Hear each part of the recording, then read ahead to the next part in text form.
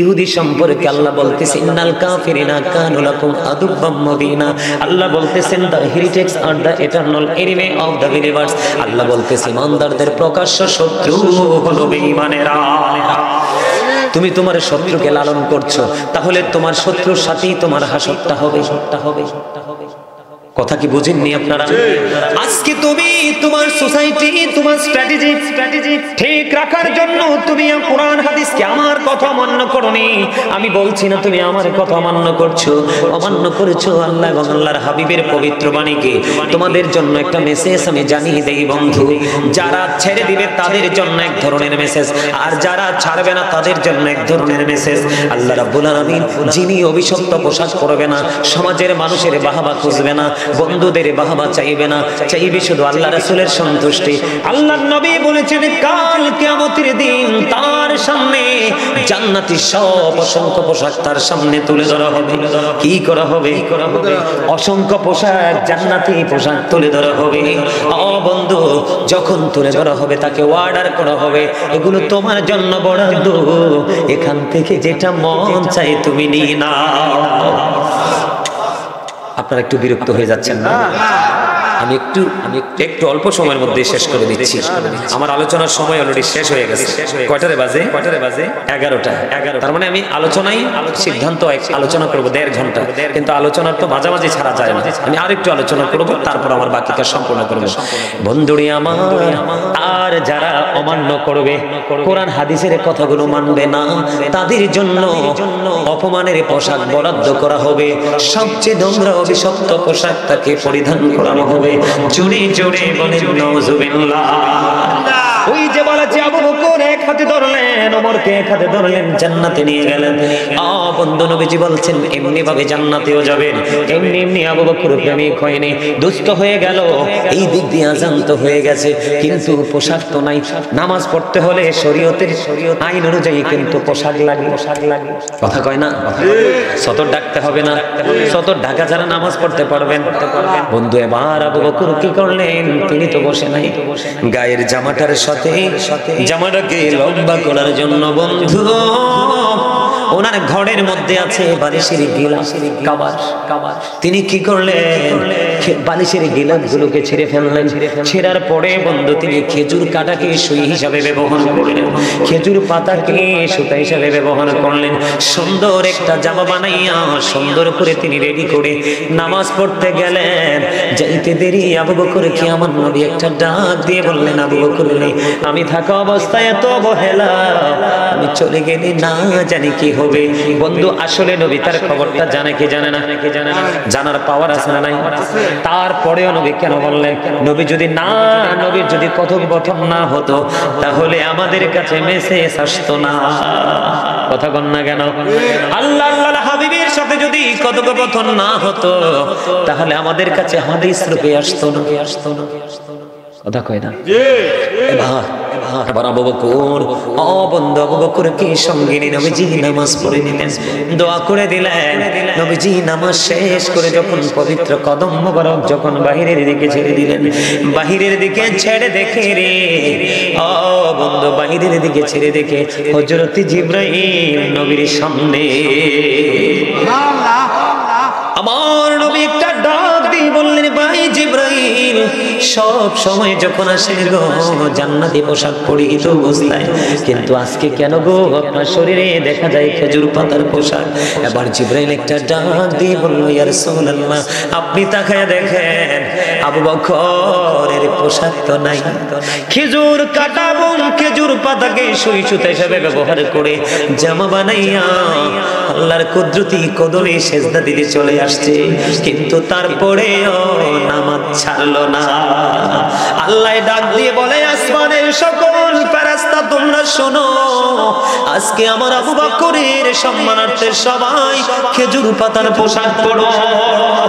জিবরাইল দেখে নাকি বলে, ইয়া রাসূলুল্লাহ ইয়া হাবিবাল্লাহ নবী গো, ও প্রাণের নবী, আল্লাহ এটা বলে শুধু ক্ষান্ত নয়, আল্লাহর জানিয়ে দিয়েছে আজকে কেউ যদি আবু বকরের প্রেমে খেজুর পাতার পোশাক পরতে যদি নারাজি পোষণ করো, আমি ফেরেশতাদের দপ্তর থেকে পর্যন্ত নামাইতে বাধ্য হব। কি বুঝলেন? আর আপনি আমি অবহেলা অবজ্ঞা করে করে কত নামাজ ছেড়ে দিই। যদিও কেউ নামাজ পড়তে যাই, যা পরনে আছে তা নিয়ে মসজিদে ঢুকে যাই, ঠিক কিনা বলে? একটু সচেতন হওয়া দরকার। যেহেতু মরতে হবে, কবরে যেতে হবে, ঠিক না বেঠিক? বন্ধুরে আমার, আরো মজার হাদিস আপনার আমার সামনে রয়েছে বন্ধু। আবু বকর, ওমর একদিন নবীজি সাহাবায়ে কেরামদেরকে প্রশ্ন করলেন, আজকে কে রে রোজা রেখেছো? আবু বকর হাত তুললেন, ইয়া রাসূলুল্লাহ আমি রোজা রেখেছি। আমার নবী বলেছেন, আজকে কে রে জানাজায় শরীক হয়েছো? আমার নবী আবার বন্ধু হাত তুলেছে। আবু বকর দেখি বলে, ইয়া রাসূলুল্লাহ আমি জানাজায় অংশগ্রহণ করেছি। বুঝে নেন কেমন করে রে নবীওয়ালা হয়, নবীওয়ালা হইলে আল্লাহ বলা হয়ে যায়। এবার আমার নবী আর একটা প্রশ্ন করলো, আজকে কে রে মিসকিনকে খাওয়াইছো? এবার আবার আবু বকর হাত তুললেন, ইয়া রাসূলুল্লাহ আমি গো মিসকিনকে খাওয়াইছি। এবার আমার নবী একটা ডাক দিয়ে বললেন, তোমাদের মধ্যে কে রে আজকে অসুস্থ মানুষের সেবা করেছো? এবার আবার আবু বকর হাতটা তুললেন, হাতটা তুলে বলে, ইয়া রাসূলুল্লাহ ইয়া হাবিবাল্লাহ নবী গো আমি অসুস্থ রোগীর সেবা করেছি। চারটা প্রশ্ন করলেন নবী। হাদিস শরীফের মধ্যে এসেছে কয়টা প্রশ্ন? চারটা প্রশ্ন করলেন। চারটা প্রশ্নের উত্তর সঠিক দিলেন হযরতে আবু বকর। এবার আমার নবীজি একটা ডাক দিয়ে বললেন, এই চারটা গুণ যার মধ্যে পেয়েছি, যার মধ্যে চারটা গুণ আছে সে জান্নাতে, তার ঠিকানা হলো জান্নাত। নবীজি জীবিত থাকতে হাদিস বর্ণনা করেছেন, ঠিক কিনা বলেন? বলে হুজুর নবীজি এখন কি জিন্দা না? এখনো জিন্দা, তবে ও তখন তো ছিলেন আপনার আমার মাঝে প্র্যাকটিক্যাল। আমরা হয়তো দেখিনি, আমাদের মতো তৎকালীন যারা ছিল তারা সবাই দেখছে না? বন্ধু এখনো নবীজি জিন্দা। ওই হাদিসের সাথে বাস্তবতার মিল আছে না নাই? নবীজির রওজা মুবারকই হলো জান্নাত। ওই জান্নাতের পাশে শুয়ে আছেন নবীজির পাশে হযরতে আবু বকর। এবার আমি আপনাদেরকে বলি, আমরা কেমন প্রেমিক, কেমন সুন্নি বন্ধু, কেমন রাসূল প্রেমিক। বাড়ির ঘাটায় একজন মরে যায়, জানাজায় যাই না, কথা কন না? ও বন্ধু, আমরা জানাজায় গেলে ও তার জন্য দোয়া করে আসি না? আমাদের কাজ বেশি। কিন্তু মনে রাখবেন, আজকে আপনি তার সাথে যেমন আচরণ করবেন, আপনি চলে যাওয়ার পরেও আচরণটা ঠিক তেমনই হবে, ঠিক না? ঠিক বন্ধুরে আমার। এবার আসেন, তিনি বললেন, কে রে রোজা রাখছো? রোজা রাখলাম না লস? আরো জোরে গন, সওয়াব হয় না গুনাহ হয়? শবে বরাতের একটি রোজা যে রেখেছে, আমার নবী বলেছেন তাকে কখনোই জাহান্নামের আগুন স্পর্শ করবে না। তাহলে রোজা রাখলে লাভ না লস? ফরজ রোজা রাখলে আরো বেশি লাভ, কথা কয় না বন্ধু? সবচেয়ে বড় মজার জায়গা হলো, নবীজি একটা প্রশ্ন করলেন, অসুস্থ লোকের সেবা করেছো? এবার আবু বকর হাত তুললেন। অসুস্থ মানুষের সেবা করার ফজিলত কি জানেন উনি? জানেন না, জানার চেষ্টাও করেন না। আমার নবীজি বলেছেন, কেউ যদি সকালবেলা কোনো রোগীকে দেখতে যায়, তার সাথে তার অবস্থা দেখার জন্য যায়, নবীজি জানিয়ে দিলেন যতক্ষণ না পর্যন্ত সে তার ঘরে ফিরে না আসলো, যদি এই ঘর বা এই ঘর হয়, অথবা এই বাড়ি বা ওই বাড়ি হয়, এক ডিস্ট্রিক্ট থেকে আরেক ডিস্ট্রিক্টে হয়, ঢাকা থেকে নাঙ্গলকোট হয়, 14 গ্রাম হয়, নবীজি বললেন সে ঘরতে বের হয়েছে রোগী দেখার জন্য, রোগীর জন্য একটু ফল ফট নিয়ে যাওয়ার জন্য। বাড়ি গিয়ে কি করবে? চামচ দিয়ে রোগীকে একটু খাইয়ে দিবে। আহারে আপন মানুষ চলে যাওয়ার পথে, এত প্রিয় মানুষ একবার যদি চলে যায় আর তো ফিরে আসে না, এই চিন্তা করে যাবে। নবীজি জানিয়ে দিলেন, তুমি যদি সকালবেলা যাও, বিকেল পর্যন্ত যদি ফিরে না আসো, নবীজি বললেন তুমি যতক্ষণ না পর্যন্ত ঘরে ফিরে না আসবা, ততক্ষণ তুমি জান্নাতি ফল কুড়াইছো। সুবহানাল্লাহ বলেন না? আরো জোরে বলেন সুবহানাল্লাহ। তাহলে এগুলাতে ফজিলত আছে না নাই? এগুলো করার নাম হলো প্রেম। এগুলো ছেড়ে দেওয়ার নাম হলো বন্ধু দুশ্মনী। দুশ্মনী ঠিক না? আমাদের মধ্যে যে মিসকিন আছে না নাই, কথা কয় না, মানুষকে খাওয়াইলে লাভ না লস। আপনাদের দেশে ফতুয়া দেওয়ার মতো আসেনি, মানুষ বললে খাওয়ান যায় না, খাওয়ান যায় না। বেদাত এরকম কয়। এই পণ্ডিত গুলোর কথা শুনলেন না, এরা অবার পণ্ডিত।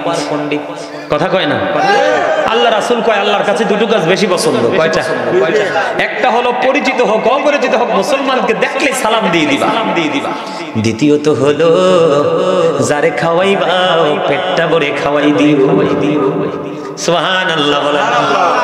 একদিন নবীজির কাছে মেহমান আসলো। আসার পরে নবীজি বিবিদের ঘরে খবর পাঠালেন কিছু আছে কিনা। এবার বিবিরা একজনের পর একজন খবর পাঠালেন রাসূলের কাছে। নবী গো, আল্লাহি আল্লাহর কসম করে বলছি গো, আমাদের ঘরে শুধু পানি ছাড়া আর কিছুই নাই। বন্ধু, পানি দিয়ে কি মেহমান খাওয়ানো যায়? এবার আস্তে আস্তে করে কয়েকজনকে প্রশ্ন করলেন, তোমাদের মধ্যে কেউ কি আছো মেহমানটার মেহমানদারি করবা? এক হঠাৎ করে এক আনসারী সাহাবী দাঁড়িয়ে গেলেন, ইয়া রাসূলুল্লাহ আমি তার মেহমানদারি করব মাত্র একটি রাতের জন্য। কয় রাতের? যিনি নিলেন ওনার একটা বাচ্চা আছে ছোট, শুধু ওনার ঘরেও বন্ধ শুধু বাচ্চার খাবারটা আছে। উনি বাড়ি চলে গেলেন, যাইয়া বিবিকে ডাক দিয়ে বললেন, বিবি রে, ও বিবি তুমি আজকে বাচ্চাটাকে সন্ধ্যা হলেই প্রদীপটা লিবাইয়া বাচ্চাটাকে ঘুম পাড়াইয়া দিও, আমার সাথে মেহমান আছে আজকে মেহমানদারি করতে হবে। নবীর কাছ থেকে চাইয়া তাকে আনছি আপ্যায়নের জন্য। বিবিকে যেমন বলেছে তেমন বিবি কাজটা করলেন। বন্ধু কাজটা করলেন, বাচ্চাটাকে ঘুম পাড়িয়ে দিলেন। ও বন্ধু, বাচ্চার খাবারটা মেহমানটাকে খাওয়াই দিল। এবার দিন রাত্রটা পার হয়ে গেল, সকাল যখন হলো এবার নবীজির দিকে যখন যায় ওই আনসারী সাহাবীকে দেখে নবীজি শুধু মিষ্টি মিষ্টি হাসি দেয়। এবার যখন কাছে গেল, কাছে যাওয়ার পরে বন্ধু প্রশ্ন করলো, ইয়া রাসূলুল্লাহ নবী গো, আপনার চেহারা মোবারকে মিষ্টি হাসি ফুটে উঠেছে, তার কারণটা কি? এবার নবীজি বললেন, তুমি গত রজনীতে মেহমানের সাথে যে ব্যবহার করেছো, এই ব্যবহারে আমার মালিক অনেক বেশি খুশি হয়েছে। এই খবর শুনেছি, এই জন্য আমি নবী তোমাকে দেখে মিষ্টি হাসি দিয়ে দিয়েছি। আপনারা দাদা ভাই যারা আছেন, আপনারা আগে যে রোল মডেল ছিলেন, যে রোলস মেনেছেন, যেমনি নামাজ পড়েছেন, যেমনি দান করেছেন, যেমনি মানুষকে নিয়ে চলেছেন, ঠিক তেমনি চলবেন। 19-20 মিনিট হবেন না। আপনার সামনে যদি এক দশজন মুফতি এসে ফতোয়া দেয়, তাদের কথা মানবেন না। বলে হুজুর কেন গো মানবো না? আপনারা আগে ধারাবাহিকভাবে যেমনি আমল করেছেন ঠিক এমনি বলবেন। বেদাত বললে ভয় পাবেন না, তাদের কথা শুনবেন না। কারণ হলো নবীজি বলেছে কিয়ামতের পূর্বক্ষণে পৃথিবীতে মূর্খ আলেমের সংখ্যা বের হবে, তাদের সিনায় সঠিক কিতাবের ইলম থাকবে না। তারা মন গড়া ফতোয়া দিবে। ফতোয়া শুনে শুনে সাধারণ মানুষগুলোর মাথা নষ্ট হয়ে যাবে, তারা পথভ্রষ্ট হয়ে যাবে। ওই মানুষগুলো ওই কথিত মৌলবীদের কারণে মানুষ জাহান্নামী হবে। এই জন্য কিয়ামতের আলামতের মধ্যে একটা আলামত হলো অশিক্ষিত মূর্খ বড় বড় দাড়িওয়ালা, বড় বড় টুপিওয়ালা, বড় বড় পাঞ্জাবিওয়ালা মৌলবী। কথা কি বুঝেন আমার? একজন মানুষকে খাওয়াইতে পারলে শান্তি লাগে না? শান্তি লাগে না? একজন মানুষকে দিতে পারলে ভালো লাগে না? আচ্ছা, খাওয়ানো যদি বেদাতে হয়, নবীজি কেন বললে যে তুমি যখন তরকারি রান্না করো কি করো? কি করো? তরকারি রান্না করো, তরকারির পাতিলে ঝোলটা একটু বাড়াই দিও, বাড়াই দিও। কি করিও? কি করিও? ঝোলটা একটু বাড়াই দিও, বাড়াই দিও। ইয়া রাসূলুল্লাহ কেন গো?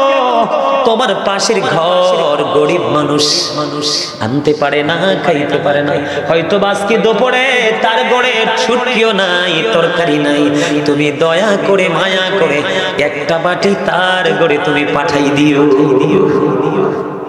সুবহানাল্লাহ বলতেন না? আসলে এই আদর্শটা কি সুন্দর না? সুন্দর। মানুষকে খাওয়ানো, মানুষকে দেওয়া, মানুষ তো মানুষেরই জন্য, মানুষকে অন্য কারো জন্য। আপনি যতই পাওয়ারফুল হন দেখবেন একলা জীবন কাটাতে পারবেন না, আপনার জীবন সঙ্গী লাগবে। জি যান, জি কথা বলেন। দেখছেন আদব? দেখছেন আদব? দেখছেননি? এখানে আমি আলোচনা করছি, আমার কাছ থেকে অনুমতি নিয়ে গেছেন। সুবহানাল্লাহ বলেন না? গতকালকে দেখলাম, তার আগের দিন মাহফিলে দেখলাম শ্রোতা উঠতেছে, আমাকে ইশারা দিয়ে তারপরে গেলেন। এগুলো হচ্ছে আদব, এগুলো হচ্ছে প্রেম, এগুলো হলো শিক্ষা। শিক্ষা। এখনকার যুবকদের মাঝে সেটা নাই। তার কারণ হলো আমরা ব্যর্থতার দায় কিন্তু আমরাও এড়াতে পারি না। এই ব্যর্থতার দায় কিন্তু আমাদেরকে নিতে হবে। আমরাও সঠিকভাবে কাজ করতে পারছি না। আমরা আমাদের জায়গা থেকে যতটুকু কাজ করছি সেটা কিন্তু যুবকদের কাজ পর্যন্ত যাচ্ছে না। আপনাদেরকে দায়িত্ব পালন করতে হবে। যারা বাবা দাদা হয়েছে, মা হয়েছে, যুবকদেরকে অ্যাক্টিভ করতে হবে। তাদেরকে না জানাইলে তারা জানতে পারবে না, তাদেরকে না বোঝালে তারা বুঝতে পারবে না। তারা অবুঝ বিধায় কিন্তু তাদেরকে ভুল ফতোয়া দিয়ে দিয়ে তাদেরকে পথভ্রষ্ট করে দিচ্ছে। আমার কথা কি আপনারা বুঝতে পারছেন? এখন আমরা যদি মানি তাহলে হব প্রেমিক, আর প্রেমিকের জন্যই বরাদ্দ সুখের জায়গা। আর যদি অমান্য করি তাহলে হব দুশ্মন। দুশ্মন কখনোই ভালো কিছু অর্জন করতে পারে না। কথা কি আমার বুঝতে পারছেন?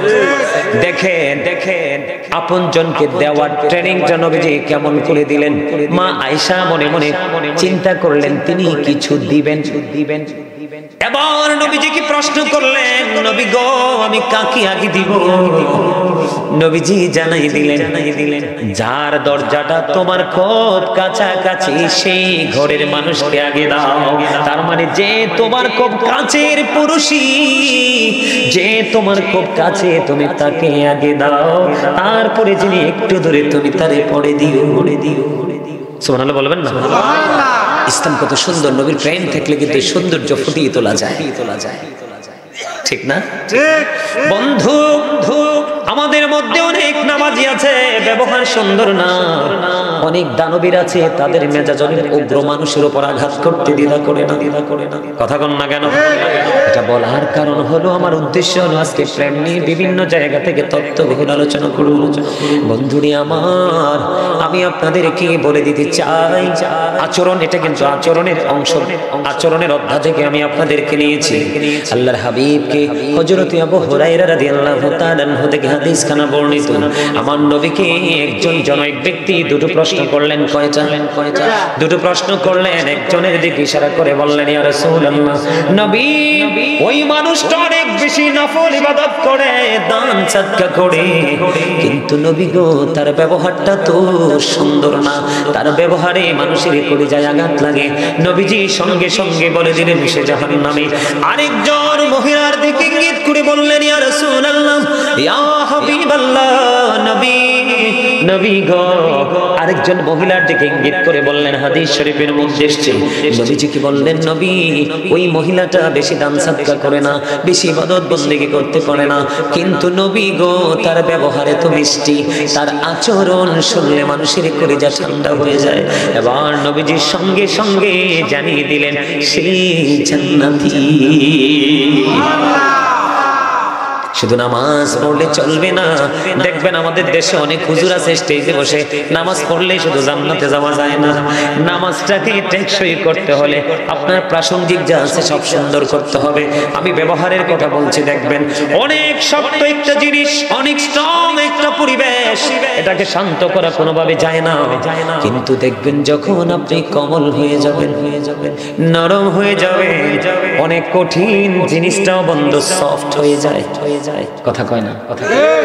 অনেক হার্ড জিনিসটা কিন্তু অনেক ইজি হয়ে যায় শুধুমাত্র ব্যবহারের কারণে। ব্যবহারে সুন্দর করতে হবে, মাধুর্যপূর্ণ করতে হবে, অন্যথায় সফলতা সম্ভব না। এবার আসেন রাসূল ব্যবহার আমাদেরকে কেমনে শেখালেন। বন্ধু কিতাব প্রমাণ করে দুজন, একজন হলো গরিব, একজন হলো ধনী। দুজন সম্পর্কে দুটো সেন্টেন্স ইউজ করব কিনা? The rich are not always happy. ধনীরা সব সময় সুখী নয়। The poor are born to suffer. গরিবরা জন্মগ্রহণ করেছে দুঃখ ভোগের জন্য। এখন এই গরিবরা যে দুঃখটা ভোগ করে, সাফারটা করে, এই সাফারটা কার পক্ষ থেকে আসে? আরে না, এই সাফারটা আল্লাহর পক্ষ থেকে আইলো। কিন্তু আপনার আমার সমাজের বড় লোক থেকে আসে। কোত্থেকে আসে? কথা কয় না। আরো জোরে।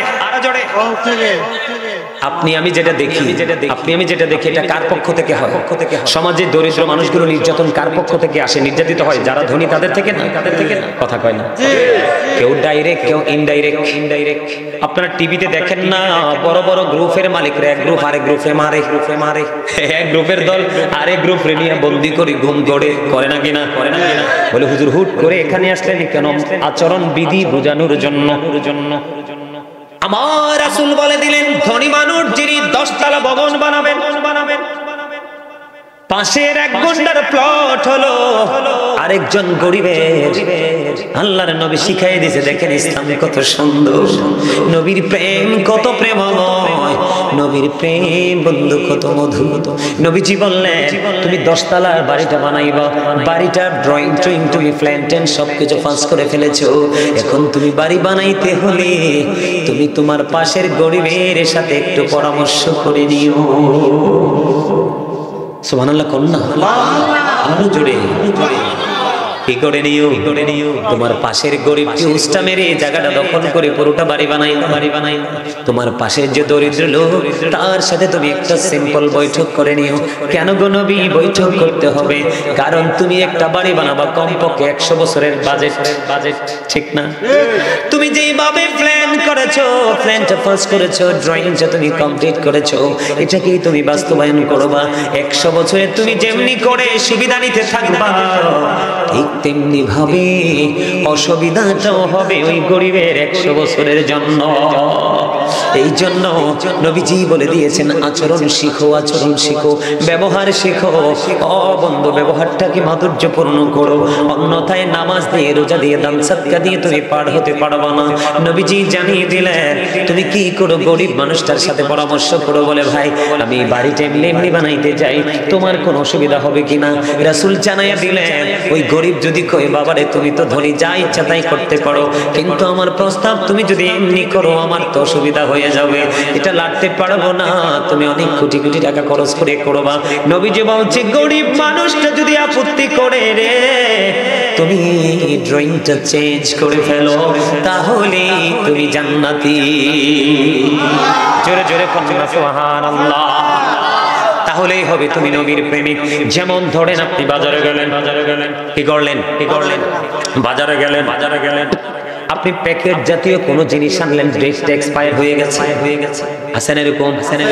যেমন একদিন আমি জানি না, আরো বহুত আগে 7 আপ কিনে আনছি বাসার জন্য, বাসা টানছি, ছোট বোন চাই গো ভাইয়া ডেট এক্সপায়ার। আমি কই ও মোর খোদা, আমি তো লজ্জা পাইলাম। কি হয়ে গেল?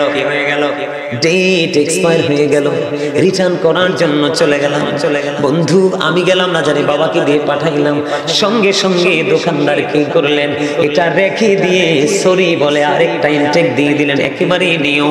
ও বন্ধু, নবীজি বলেছে, তোমার কোন ক্লায়েন্ট যখন তোমার জিনিসটা নিয়ে যাবে, তুমি যখন তাড়াহুড়ো করে নিয়ে গেছো, অথবা তুমি মনের অজান্তে দিয়েছো, কিন্তু এখনকার ব্যবসায়িক ম্যাক্সিমামই সিটার, মনের অজান্তে দেয় না, ইচ্ছা করে দেয়। আলু ধরেন 8টা 1 কেজি হবে, সিস্টেম করে পচা 2টা ঢুকায়া দেয়, কিন্তু ওই বোকায় জানে না আল্লাহ কয় সূরা রহমানের মধ্যে, ওয়াকিমুল ওয়াজনা বিল কিসতি ওয়ালা তাফসিরুল মিজান। আল্লাহ কইলেন যে ওজন কায়েম করো, ওজনে কম দিও না। তুমি যদি ইচ্ছে করে দিয়ে থাকো, তাহলে তোমার যে ভালো 6টা আলু, কয়টা 1 কেজিতে, সাপোজ কথা বলছি, আপনারা কিছু মনে করেন না, বুঝেননি কথা। তুমি যে ভালো 6টা আলুর দাম নিলা, ইচ্ছে করে 2টা পচা দিয়ে দিলে, সে তো 3 মাইল চলে গেছে, গাড়ি ভাড়া যাবে 3 কেজি আলুর দাম। আরিফ, আমরা যে চট্টগ্রামে এক জায়গায় গেলাম, শুধু বাজার করতে আসতেই লাগে সিএনজি ভাড়া 500 টাকা। এই লুকে কি চেঞ্জ করা সম্ভব? বাসখালীতে না সিএনজি বাড়াই লাগে নাকি? আপনারা 1-2 নিয়ে আসেও না। ও মা গো, আমি যেই ভয় পাইছি, এরপর থেকে আর বাসখালী মাহফিলে যাই না। আমাদের প্রাইভেট গাড়ি যাইতে আছি, কই যাইতে আছি? বাংলাদেশ। এত ভয় পাইছি জানেন? আপনাদেরকে এক্সাম্পল দিলাম। ওই লোকটা কিন্তু আলুগুলো চেঞ্জ করতে আসবে না, বিবিকে বলবে, বিবি কষ্ট পাইও না, আমার রং তুমি বকাঝকা আমার। একটা হাদিস শরীফ বলে আজকের আলোচনা শেষ করব। বন্ধু, মজার খবর শোনেন, আমাদের মধ্যে এমন অনেক মানুষ আছে না, যে কি করে দেখবেন একজনে বকা দেয়, আরেকজনে পাল্টা 3টা বকা দেয়। আছে না নাই? কথা কয় না, কথা আসেনি, আসেনি। কয়টা বকা দেয়? তিনটা বকা দেয়। যারা আমাকে আজকে দাওয়াত দিয়েছে, আমি অন্তর থেকে বিশ্বাস করি মাহফিল কমিটির মধ্যে যখন কোনো গলত থাকে, আজকে আপনাদেরকে সামনাসামনি একটা কথা বলে যাই, প্র্যাকটিক্যালি আমার মনের কথা। এই যে আমার সাথে ছেলেরা আছে, ওরা কন্টিনিউ থাকে, শুধু মাহফিল না, সব সময়। মাহফিল কমিটির ভিতর যদি কোনো গলত থাকে, আমার মুখ দিয়ে জীবন আলোচনা বের হয় না। এটা আজকে আপনাদেরকে বলে দিলাম। আপনাদের উভয়ের মধ্যে আছে উদারতা, প্রেম এবং ভালোবাসা। এই জন্যই হয়তো আল্লাহ রাব্বুল আলামিন আজকে এত সুন্দর করে আমি যে আলোচনা করছি, আমার নিজের কাছে ভালো লাগছে। আমি 1 ঘন্টা, 1.5 ঘন্টা, 1.5 ঘন্টার বেশি আলোচনা করতে পারি না। কিন্তু আজকে দেখেন সমান 2 ঘন্টা হয়ে গেছে, আলোচনা চলতেছে। আপনারা মজা পান নাই? আলহামদুলিল্লাহ বলেন, আরো জোরে। আমি